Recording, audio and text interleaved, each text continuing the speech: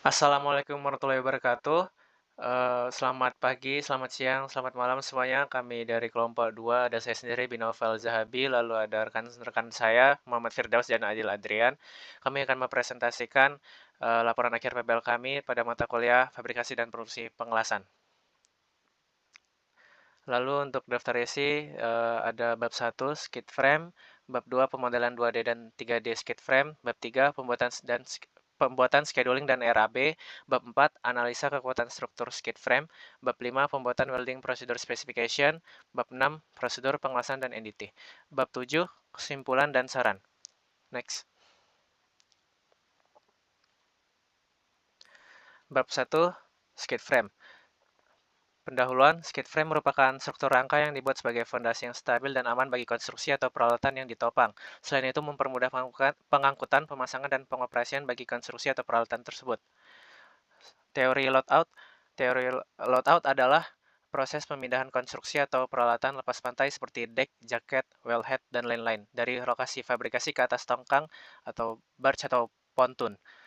Pemindahannya dapat dilakukan dengan cara menggerakkan struktur secara horizontal seperti menggunakan SPMT, Self-Propelled Modular Transportation, ataupun menggunakan pengangkatan dengan crane. Next. Peran dan fungsi skid frame. Skid frame berfungsi sebagai tumpuan dan penyangga untuk beban yang berada di atasnya. Skid frame bisa digunakan untuk berbagai keperluan seperti menopang alat berat, pressure vessel, deck, jaket, wellhead, dan lain-lain. Skid frame dapat mempermudah proses pemindahan konstruksi atau alat yang ditopang di atasnya. Hal ini memberikan keuntungan dalam segi efisiensi waktu dan tenaga kerja. Next. Struktur umum skid frame. Skid frame terdiri atas main frame yang uh, terbuat dari baja H-beam atau I-beam, lalu ada di subframe yang berfungsi sebagai support, biasanya menggunakan profil C atau L channel, lalu juga biasanya juga ada H-beam atau I-beam dengan dimensi yang lebih kecil. Lalu untuk kesimpulan, skid frame adalah solusi struktural yang penting dalam industri untuk mempermudah pemindahan peralatan atau konstruksi alat berat. Dalam fabrikasi skid frame, perencanaan yang matang, pemilihan material berkualitas, dan penerapan teknik pengelasan yang sesuai adalah faktor keberhasilan hasil akhir. Next. Bab 2, pemodelan 2D dan 3D skid frame. Pemodelan 2D dan 3D merupakan langkah penting dalam proses desain dan fabrikasi skid frame. Untuk pemodelan 2D dan 3D ini menggunakan software CAD yaitu SolidWorks. Next. Bisa dilihat pada review gambar ini terdapat drawing Agogo 2D. Next. Pemodelan 2D struktur skid frame. Sebelum melakukan pemodelan 2D, dilakukan pengukuran skid frame terdahulu di lab W2. Setelah dilakukan pengukuran, selanjutnya melakukan pemodelan 2D di software SolidWorks. Next. Pemodelan 3D struktur skid frame. Setelah dilakukan pemodelan 2D, lalu dilanjutkan dengan pemodelan 3D dengan cara menambahkan structural member pada setiap bagian. Next. Simpulan, pemodelan 2D dan 3D merupakan bagian krusial dalam proses desain skid frame. Tahapan ini dimulai dengan review gambar, lalu pemodelan 2D hingga pemodelan 3D. Penggunaan software SolidWorks ini membantu menciptakan desain yang akurat dan siap untuk difabrikasi, sehingga meminimalkan resiko kesalahan serta meningkatkan efisiensi proses fabrikasi. Bab 3. Pembuatan scheduling dan RAB. Pendahuluan, menurut Insinyur A. Sodrajat Sastramadja pada tahun 1984, dalam bukunya dengan judul Analisa Anggaran Pelaksanaan, bahwa rencana anggaran biaya atau RAB dibagi menjadi dua. Yang pertama ada rencana anggaran biaya kasar. Rencana anggaran biaya sementara di mana pekerjaan dihitung tiap ukuran luas. Pengalaman kerja sangat mempengaruhi penafsiran biaya secara kasar. Hasil dari penafsiran ini apabila dibandingkan dengan rencana anggaran biaya yang dihitung secara teliti, didapat sedikit selisih. Yang kedua, rencana anggaran biaya terperinci. Dilaksanakan dengan menghitung volume dan harga dari seluruh pekerjaan yang dilaksanakan agar pekerjaan dapat diselesaikan secara memuaskan. Di samping itu, ada juga tujuan dan fungsi pembuatan RAB. Yang pertama adalah untuk mengetahui harga bagian per item pekerjaan sebagai pedoman untuk mengeluarkan biaya-biaya dalam masa pelaksanaan.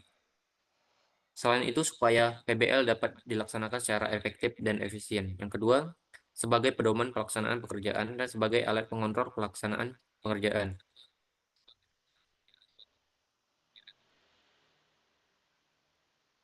Yang kedua adalah teori penjadwalan dan RAB. Penjadwalan proyek adalah rencana pengurutan kerja untuk menyelesaikan suatu pekerjaan dengan sasaran khusus dengan saat penyelesaian yang jelas. Komponen utama dalam RAB harus meliputi yang pertama biaya material, kedua tenaga kerja, ketiga biaya peralatan, keempat biaya tidak langsung. Proses penyusunan jadwal. Pekerjaan tidak akan lepas dari jadwal pelaksanaan. Semua orang menginginkan proyek yang direncanakan akan segera selesai. Dalam penjadwalan ini kita dapat mengetahui waktu penyelesaian per item. Menurut Ervianto tahun 2002, terdapat beberapa faktor yang mempengaruhi dalam pembuatan RAB. Yang pertama, produktivitas tenaga pekerja. Kedua, ketersediaan bahan. Ketiga, kondisi cuaca tempat dilaksanakannya proyek. Empat, jenis kontrak proyek. Lima, permasalahan pada kualitas yang ingin dicapai. 6. Sistem pengendalian. 7. Kemampuan manajemen.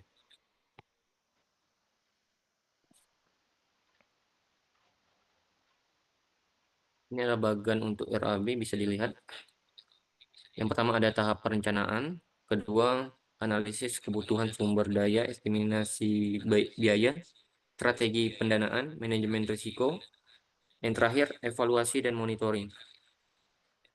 Kesimpulan, proyek script frame berbasis project based learning memerlukan perencanaan komprehensif yang mencakup definisi proyek yang jelas, analisis sumber daya yang mendalam, estimasi biaya akurat, strategi pendanaan berkelanjutan, manajemen risiko terukur, dan evaluasi berkelanjutan untuk menghasilkan prototipe inovatif yang memenuhi tujuan akademik dan kebutuhan teknis. Adil Adrian. Baik, bab 4, analisa kekuatan struktur skid frame. Skid frame adalah rakitan struktural yang terdiri dari balok dengan berbagai penampang dan dimensi. Bagian yang digunakan dapat memiliki dimensi dan penampang yang sama, atau kombinasi dapat digunakan untuk mendapatkan kekuatan dan berat yang optimal. Berbagai jenis penampang digunakan untuk skid frame. Rangka dasar mengalami pembebanan gravitasi dari semua komponen yang dipasang, yaitu kompresor, air receiver vessel, flow control system, dan lain-lain. Skip.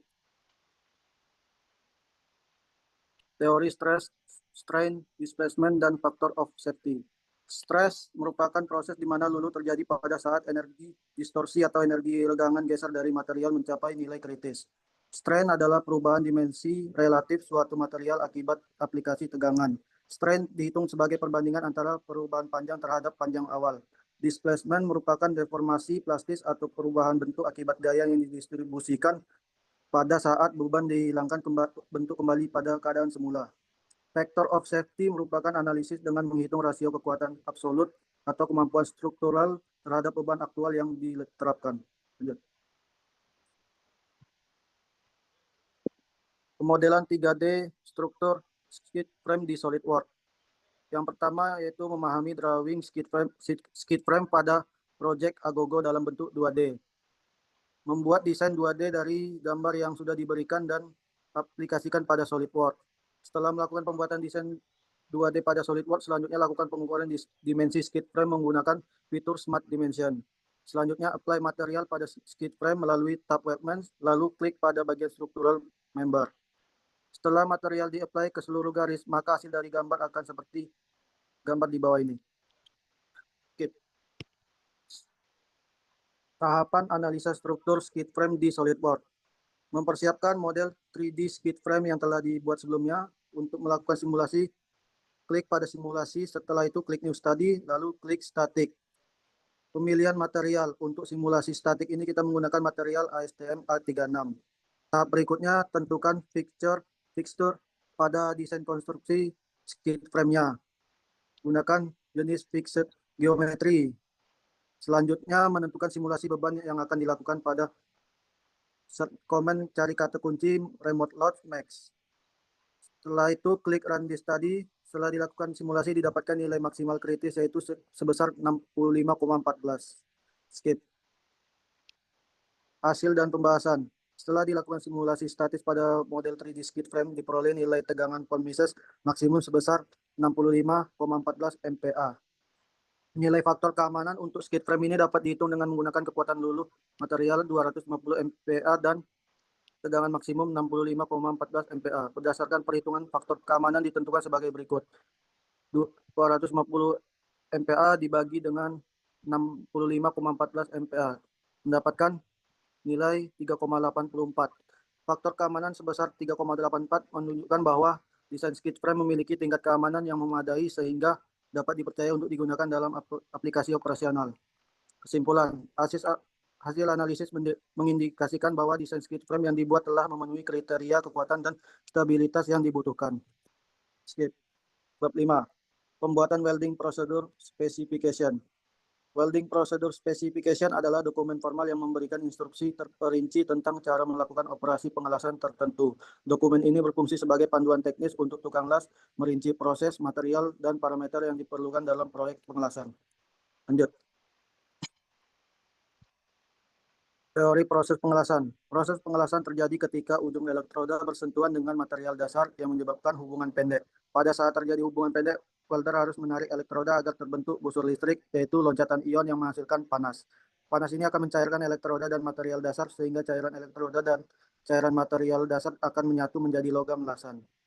Teori welding procedure specification. Welding procedure specification adalah dokumen yang memberikan panduan serta parameter spesifik yang perlu dipatuhi selama proses pengelasan untuk menjamin kualitas dan keselamatan sambungan las.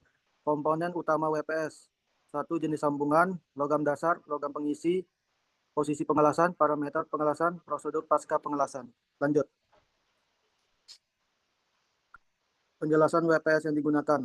Welding prosedur yang kami gunakan adalah WPS DNV OS C410, seperti yang dapat dilihat pada gambar di samping. Adapun penjelasan singkat mengenai WPS ini sebagai berikut. Jenis sambungan T-joint, material EH36 atau S355K2, proses pengelasan SMAW, tebal material 3-16 mili, posisi pengelasan 6G uphill, polarity DCN dan DCP, elektroda E7016 dan E7018. Diameter elektroda 2,6 dan 3,2. Parameter pengelasan bisa dilihat seperti gambar di bawah ini. Lanjut. Welding procedure merupakan dokumen penting dalam pengelasan yang memastikan setiap sambungan las dilakukan dengan benar dan aman. Dengan mengikuti panduan welding procedure specification, para welder dapat menghasilkan sambungan las yang kuat dan terjamin sesuai dengan standar industri. Bab 6. Proses pengelasan dan NDT. Pengelasan adalah proses penyambungan antara dua bola logam, sedangkan NDT adalah aktivitas tes atau inspeksi terhadap suatu benda untuk mengetahui adanya cacat. Dan NDT map yang digunakan adalah sebagai berikut, bisa dilihat. Dan alat dan bahan: alat penggaris, kapur, center, welding gauge, magnetic yoke, APD, bahan solving cleaner, wet contact fan, black magnetic ink. Tahapan proses pengelasan: memahami weld map, menentukan titik join, persiapan alat pengelasan, mengatur mesin las, melakukan proses pengelasan, dan dokumentasi. Untuk tahapan pekerjaan NDT, yang pertama pemeriksaan permukaan pengelasan, identifikasi cacat, dokumentasi, dan pencatatan untuk visual.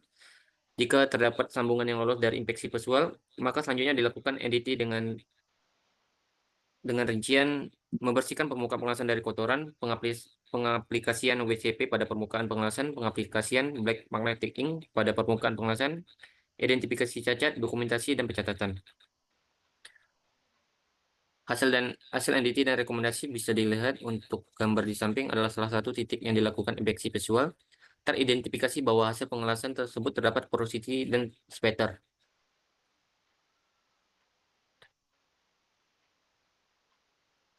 Hasil NDT pada gambar di samping adalah pengelasan yang dilakukan NDT MT. Pada bagian crater terindikasi adanya crater crack. Crack ini bisa terjadi karena pore stop.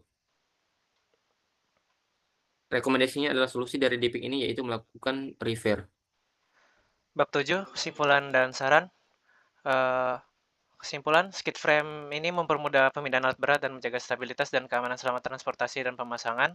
Keberhasilannya bergantung pada perencanaan matang, material berkualitas, teknik pengawasan yang tepat, dan juga simulasi menggunakan software CAD seperti SolidWorks.